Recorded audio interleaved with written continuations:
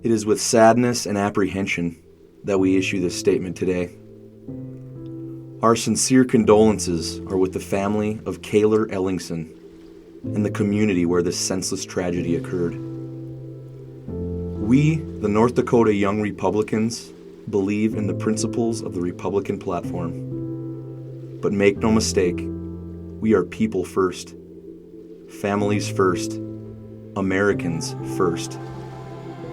We believe in the freedom for people to forge their own destiny, to make up their own minds, free from those who would seek to take all that we hold dear, up to and including the precious and irreplaceable gift of unique life. We have a pandemic in America, but it's no longer COVID. President Biden himself declared that the pandemic is over, but events that have hit all too close to home reignite the realization that there is still a major problem in America. This problem is rooted in fearful and deceitful rhetoric, a problem that makes America's enemies and the devil himself grin from ear to ear. A problem exacerbated by identity politics to the point of eruption, instigated by very influential people with very real consequences and tragically, very real suffering, the likes of which many people sadly lack the empathy to fully comprehend.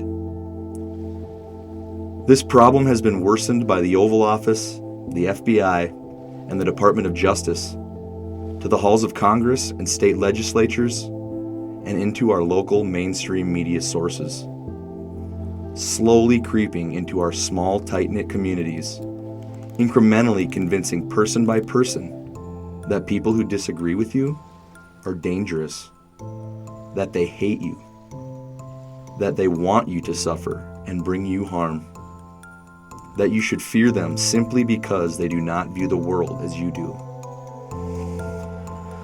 The worst part is, there is no opposition to this rhetoric where one would hope, or maybe even expect. The silence is deafening. As if silence from those we look to for guidance and leadership wasn't bad enough, this rhetoric has been politically weaponized to silence those who disagree, permanently.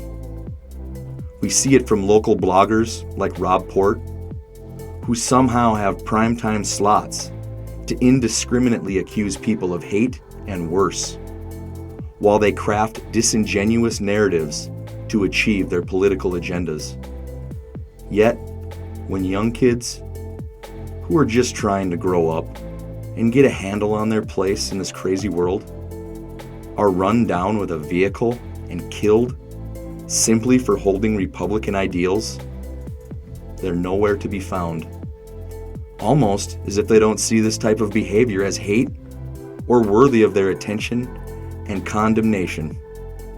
At least, not when it happens to Republicans. As young people watching and waiting for someone, for anyone to speak up for us, to offer solutions, to clear the air, we realize very few are willing. It seems we have but one option. We must light the path and find the way for ourselves, our future, and also those that we believed we could depend on. It is surreal that it even needs to be said in America today, as if we were living in a place as cruel as communist China. But here we are. Therefore, on behalf of young people of all cultures and creeds, let us be the first to say publicly that we, the North Dakota Young Republicans, unequivocally condemn the harm or murder of any person or group of people for any reason, including political or religious disagreement. We call on Joe Biden to apologize for his deceitful rhetoric that instigated this tragedy.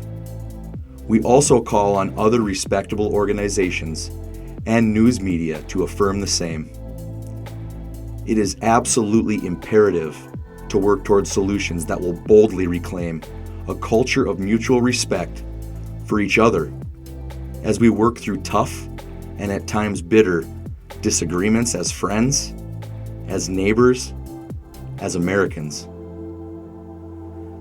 Nothing we can do or say will undo what has been done. But our hope is that by speaking out and drawing attention to the demonizing rhetoric that these dishonest media sources continue to deploy, that people will see the effort underway to minimize the gravity of these politically motivated attacks, confessed to by the murderer himself.